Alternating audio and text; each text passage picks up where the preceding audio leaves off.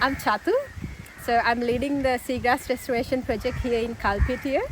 So today we are going to go to the site. It's actually very good today. It's low tide, so we can safely do our field work here.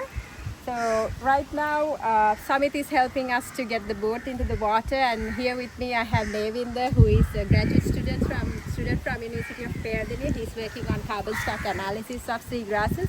We started this project in 2014, and actually speaking, we didn't expect this much success of this project, but somehow it became a really successful project. So that's why we are continuing it with the help of several local volunteers and foreign volunteers.